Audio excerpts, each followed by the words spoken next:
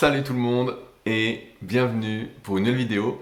Aujourd'hui, je vais répondre comme souvent à une question qui a été posée sur les forums Superphysique concernant une technique d'intensification, entre guillemets, surtout utilisée par les débutants, parfois par certains pratiquants confirmés. Et donc, je vais vous expliquer, comme je l'explique en ce moment même à mes élèves en BPGEPS, à Sport Léman, à qui ça peut être utile, à qui ça peut ne pas être utile, voire contre-productif, comment ça doit être utilisé, comment on peut progresser avec. Donc en espérant que ça puisse encore une fois vous servir à mieux progresser et à agir en connaissance de cause. Mais avant de commencer, comme d'habitude, vous en avez l'habitude, si ce n'est pas encore fait, je vous invite fortement à souscrire à ma formation gratuite à destination des pratiquants de musculation sans dopage. C'est le tout premier lien dans la description, donc juste en dessous, où je recense mes meilleurs conseils pour les pratiquants naturels. À partir bien évidemment des erreurs que j'ai faites, et il y en a eu beaucoup, il y en a eu vraiment beaucoup, du temps que j'ai perdu. Attention, je viens d'être attaqué par le chien Satanas. Dès que je commence les vidéos, il vient m'attaquer. C'est comme ça que ça se passe.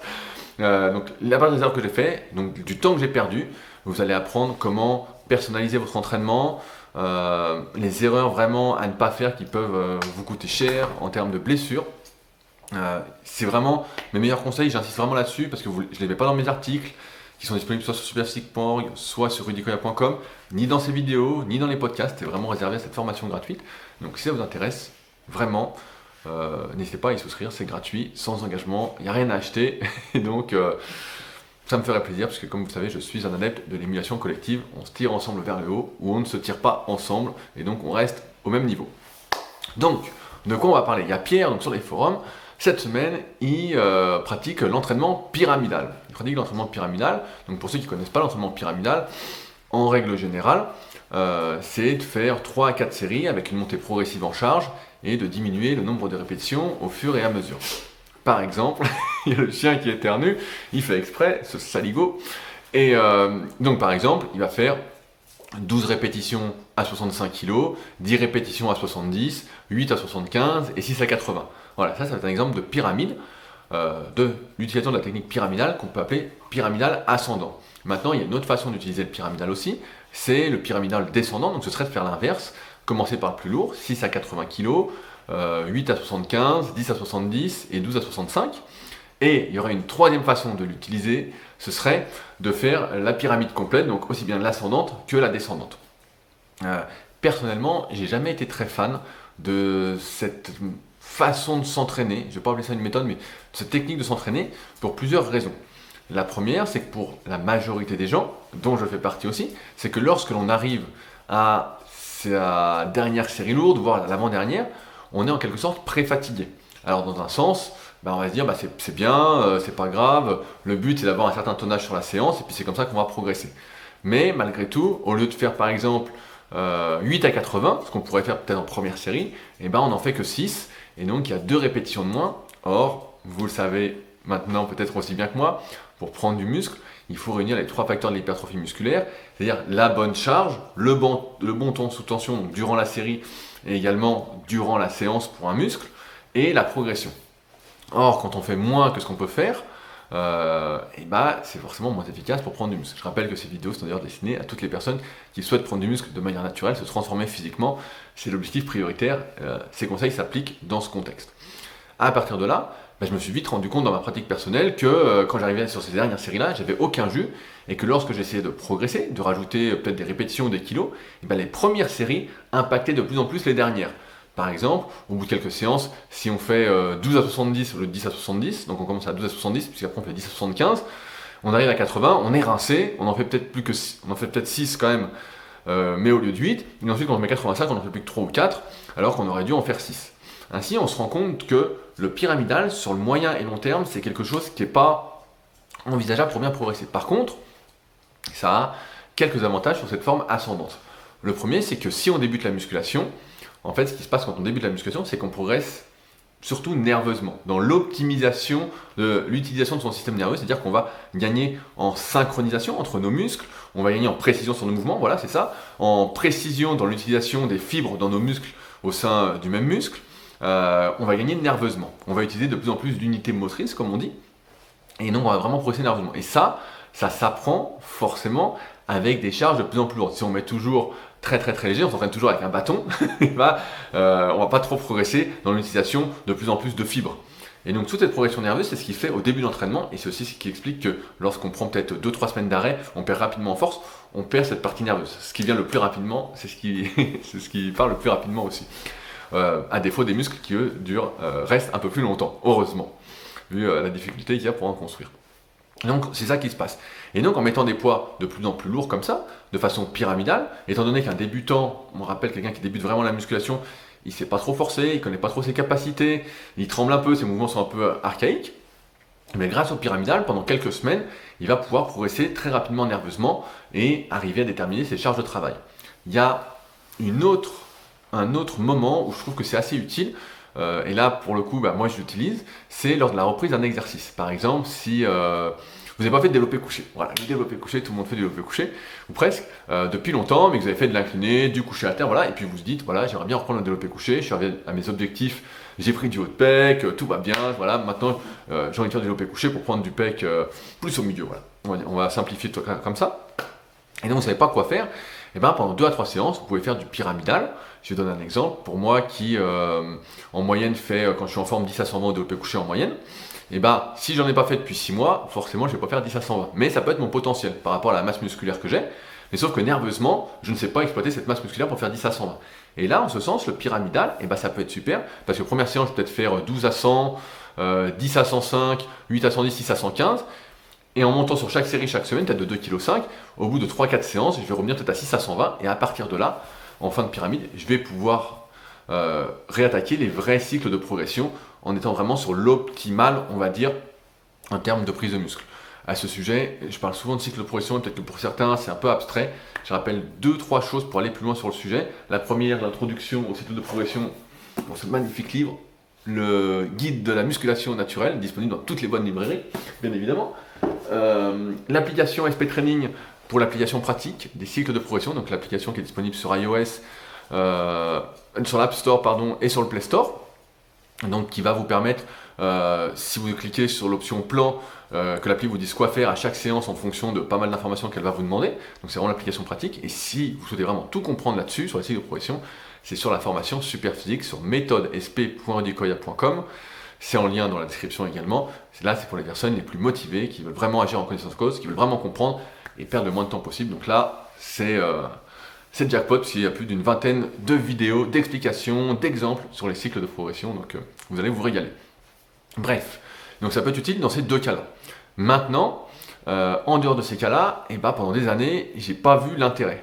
Par contre, ce qui s'est passé, c'est qu'avec le temps, ça fait une vingtaine d'années que je m'entraîne, le temps passe quand même très très vite, je me suis rendu compte que sur certains exercices où je devenais vraiment très très très fort, comme la presse à cuisse par exemple, je n'arrivais pas, on va dire nerveusement, à mettre le plus lourd possible dès le début. Je donne un exemple, la presse à cuisse, je crois qu'au mieux j'ai dû faire... ça veut rien dire, hein, la presse à cuisse, vous savez, toutes les presses à cuisse ne se valent pas, donc ça ne veut pas dire grand chose, mais je crois que j'avais dû faire 10 à 440 kg. Sauf que si je mettais 440 kg après mon échauffement, c'est comme si j'étais encore froid nerveusement et que j'arrivais pas à les exploiter. Et donc pour les faire, je me souviens que pendant un moment quand je faisais de la presse à cuisse à fond, je faisais peut-être 10 à 360, 10 à 380, 10 à 400, 10 à 420, 10 à 440. C'était une sorte de fausse pyramide et ça me permettait d'arriver à 10 à 440. Alors que si j'avais fait un échauffement classique, 10 à 440 ça n'aurait jamais passé. C'est là qu'on voit aussi l'importance de l'échauffement, et notamment l'échauffement nerveux dans la séance. C'est pas qu'un échauffement articulaire, cardiovasculaire, musculaire, il y a également une grosse part d'échauffement nerveux, rien que ça se voit sur l'explosivité. Il y a beaucoup de personnes, des fois, je fais un petit aparté, qui me disent « Moi, la deuxième série, je me sens mieux que sur la première série. » Ça, c'est souvent un manque d'échauffement nerveux. Tu manques de chaleur, tu es un peu froid, t'es pas dedans, t'es pas assez explosif, et donc c'est là qu'il faut insister un petit peu plus sur l'échauffement, peut-être faire des mouvements un peu plus explosifs, peut-être faire un peu de pliométrie, peut-être faire un peu plus d'échauffement, peut-être tester la potentiation post-activation. On pourra reparler de ça s'il y en a que ça intéresse d'ailleurs. Mais donc à un moment je me suis rendu compte que quand je mettais vraiment très très lourd sur des exercices, le pyramidal me permettait de faire mieux que ce que je pouvais faire sans. Et ça c'était une nouveauté d'il y a quelques années, parce que pendant 12-15 ans, franchement, chaque fois ça me crevait plus que j'avais une sorte de pré-fatigue. Maintenant, ce qu'on peut faire, en dehors de ce cas-là, parce que je pense qu'en dehors de la reprise et du statut débutant, exercice où on met vraiment très lourd, qui concerne peut-être qu'une minorité de personnes, et ben, j'ai jamais trouvé une forte utilité au pyramidal, voire même une contre-productivité. Comme j'expliquais, quand on arrive aux séries lourdes, et ben, on met moins lourd que prévu, donc c'est compliqué.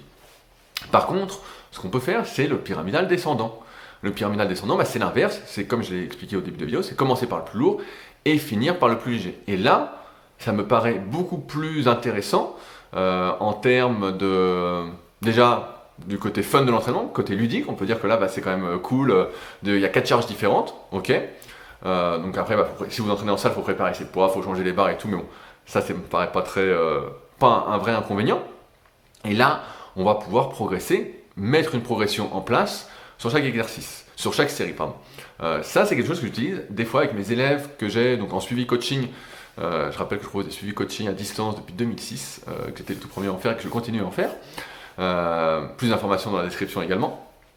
Avec mes élèves que j'ai depuis très longtemps, pour justement avoir en quelque sorte cet effet un peu de potentiation. Donc la potentiation, pour ceux qui ne connaissent pas, c'est une façon, entre guillemets, de réduire son déficit de force. Vous devez savoir qu'en moyenne, l'être humain, après de l'entraînement, il va utiliser à peu près 65%, donc je donne des chiffres arbitraires pour illustrer, 65% de ses fibres musculaires en même temps. Sauf que, forcément, si on arrivait à utiliser 100% de fibres musculaires en même temps, grâce à sa synchronisation intramusculaire et intermusculaire, on serait beaucoup plus fort. Or, la potentiation, ça va être de tromper son système nerveux, et je vais vous expliquer comment, par la suite, pour nous permettre d'utiliser plus que 65%. On va utiliser plus de fibres en même temps, et en même temps, on va les contracter de manière plus forte. On va envoyer plus de fréquences d'impulsion, et donc forcément, ça va amener plus de croissance musculaire sur le moyen terme. Par contre, il y a un truc avec la potentiation, et post-activation, au choix, c'est que ça marche surtout sur les pratiquants confirmés. Ceux qui ont encore beaucoup de marge en termes de progrès, les études, du moins quand je regardais ça, montraient que ça marchait plus pour les personnes qui avaient plus de fibres de type 2, qui étaient vraiment déjà fortes, parce que le pourcentage qu'on va gagner, forcément, il faut qu'il soit, si vous faites du coucher à 40 kg, la potentiation, si ça vous fait gagner 5%, ça fait 2 kg et ça ne fait pas gagner 5%, mais 1%, ça fait pas grand chose, ça fait 400 grammes, donc ça se voit pas. Par contre, sur une barre à 100, tout de suite, si vous gagnez 1 ou 2%, ça fait 1 ou 2 kg, et donc ça peut se ressentir. Et c'est toujours ça de prix quand on sait que plus on progresse, plus les progrès sont difficiles à gagner. Donc comment ça marche la potentiation ? C'est par exemple de faire, lors de son échauffement, vu que l'échauffement est en partie nerveux, c'est de faire une série plus lourde. Donc ça peut être par exemple, si vous entraînez, vous devez faire des séries de 10 à 100 kg, vous montez classiquement sur votre échauffement, et à la fin de votre échauffement, vous allez faire peut-être 2 répétitions à 110 kg. Ou ça peut être de faire du partiel, par exemple de s'arrêter à 90 et de faire, 2 répétitions à 115, ou de faire juste une sortie de barre, ou de faire un exercice très explosif comme des pompes claquées, pour justement sur la fréquence d'impulsion. Ça va être tout ça, et donc ça va permettre de tromper votre système nerveux. Là où je veux en venir avec ce pyramidal descendant, c'est que là ça peut s'envisager parce que si la première série que vous faites est, on va dire, on reprend notre exemple de 6 à 80, c'est la première série. Forcément, vous allez mettre 75, celle-ci va si vous prenez le bon temps de récupération, on en a déjà parlé, mais voilà, au moins 2-3 minutes, si vous êtes un pratiquant sérieux qui veut vraiment prendre du muscle et progresser, et qui veut jouer sur les facteurs musculaires et non pas les facteurs énergétiques et cardiovasculaires en priorité. Dans ce cas-là, on serait dans la musculation sportive et c'est pas le but de cette vidéo, c'est pas le sujet. Vous allez passer à 75, ça va vous paraître plus léger. Et donc forcément, les 8 vont bien passer. Ensuite, à 70, ça va également mieux passer. Et à 65 aussi. Là, par contre, où ça peut ne plus passer, et ça peut arriver, parce que la potentiation, ça va marcher à condition. C'est le principe du lourd léger, même si là, on l'a un peu dérivé. C'est que ça va marcher seulement si comment on peut dire, ça ne vous fatigue pas trop. Si ça vous fatigue trop, si par exemple, je reprends mon exemple de l'échauffement de tout à l'heure, au lieu de faire 2 répétitions à 110, vous en faisiez 7 à fond à l'échec, à 100 kg, ce serait hyper difficile. En ce sens, on revient à ce que j'explique régulièrement, c'est qu'il faut toujours garder une marge de manœuvre sur ces séries, du moins quand on peut, parce que forcément quand on force et qu'on fait des cycles de progression, à un moment on n'a plus du tout de marge, et dans ce cas-là, il faut ruser et utiliser d'autres façons de progresser avec les cycles de progression, comme les cycles ondulatoires, les cycles mixtes, tout ce que j'explique dans les supports dont je vous ai parlé précédemment, ou le cycle en tonnage. Et c'est pourquoi, un conseil que je pourrais vous donner, si vous souhaitez utiliser le pyramidal descendant, ce serait de moins forcer sur les séries lourdes pour faire plus sur les séries un peu plus longues. Un exemple, 6 à 80, on peut imaginer que vous pouvez en faire 8, mais vous en faites que 6, donc vous avez de la marge, et à 75, vous aurez du jus pour faire vos 8, sauf que vous pourrez peut-être en faire 10, et on peut imaginer qu'ensuite vous mettriez votre progression, parce que la question qui se pose, et c'est là où je vais en venir pour conclure là-dessus, c'est que comment on progresse avec ce pyramidal? Est-ce qu'on progresse sur toutes les séries à la fois? Est-ce qu'on progresse, donc je ne parle pas du pyramidal ascendant dont on a vu les limites, et là il n'y a pas trop à discuter, mais sur le pyramidal descendant, comment on progresse? Moi je pense qu'il faut essayer de progresser sur les séries qui sont un peu plus longues, en priorité, avant de vouloir progresser sur les séries les plus lourdes, pour justement avoir cet effet de potentiation, plutôt que de progresser sur les séries les plus lourdes, parce que sinon après ça impacte les séries qui devraient être les plus longues, ou elles vont plus devenir les plus longues, ou elles vont être pareilles.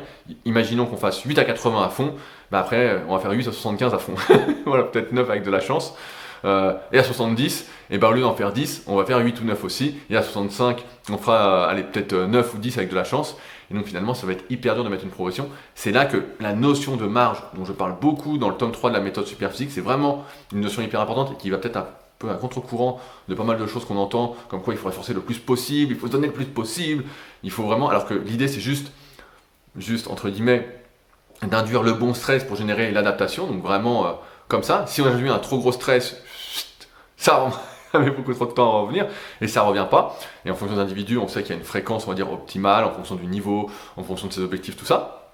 Mais c'est juste le bon stress pour générer une adaptation, remonter, et à chaque fois, remonter, faire une sorte de vague. Je simplifie évidemment, on parle pas du niveau plateau ou d'autre chose, mais voilà, et c'est pour ça que cette notion de marge elle est hyper importante, et c'est comme ça que je me servirai du pyramidal descendant pour profiter d'une sorte de potentiation qui va vous aider à bien progresser, donc plutôt réservé aux pratiquants qui sont moins intermédiaires, encore plus aux pratiquants confirmés.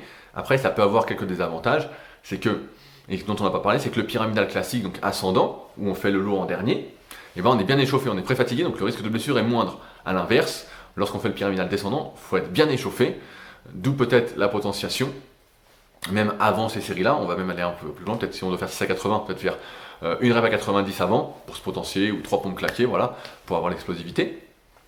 Mais le risque de blessure est un peu plus important, mais toutefois, je crois que vous savez vous entraîner, bien vous échauffer, vous étirer, prendre soin de vous, tenir compte de ce que vous ressentez, surtout si c'est des mauvaises sensations. Donc voilà, ça peut être une idée pour utiliser le pyramidal. À chaque fois qu'on parle d'une technique d'intensification, et je vais conclure là-dessus, c'est promis, il faut toujours se dire quels sont les avantages, quels sont les inconvénients, qui peut en profiter, qui ne va pas en profiter, qu'est-ce que je peux faire avec. C'est jamais tout blanc ou tout noir, et c'est ça que j'essaie à chaque fois de vous amener dans les vidéos, c'est une sorte de réflexion pour vous permettre d'agir en connaissance de cause et de pas seulement faire ce que ce que mes conclusions m'amènent à penser. Et donc c'est comme ça que je vois la façon de profiter du pyramidal, comme je vous l'ai expliqué dans cette vidéo. Sinon, tout simplement, l'entraînement classique, 3 ou 4 séries de 10 pour simplifier, ça marche aussi très bien si on y va de manière très progressive, qu'on utilise les cycles linéaires, si vous n'avez jamais utilisé de cycle de progression, mais je m'égare un petit peu, on en reparlera peut-être une autre fois. J'arrive un petit peu au bout de ce que je voulais vous dire sur le pyramidal. Si jamais vous avez des questions, comme d'habitude, n'hésitez pas à utiliser l'espace commentaire sous la vidéo. Je me ferai un plaisir de préciser mes pensées si vous en avez besoin. Si vous avez des questions qui n'ont rien à voir avec cette vidéo, je vous invite à utiliser les forums Superphysique sur www.superphysique.org puis forum. Si vous souhaitez me contacter pour toute autre chose, et tout se trouve dans la description de l'épisode. Et c'est donc juste en dessous. Et donc c'est avec plaisir que je vous répondrai si je peux vous apporter mon aide et pour discuter de ce qu'on pourrait faire peut-être potentiellement ensemble pour se tirer vers le haut. Sur ce donc, on se retrouve la semaine prochaine pour une nouvelle vidéo. Salut!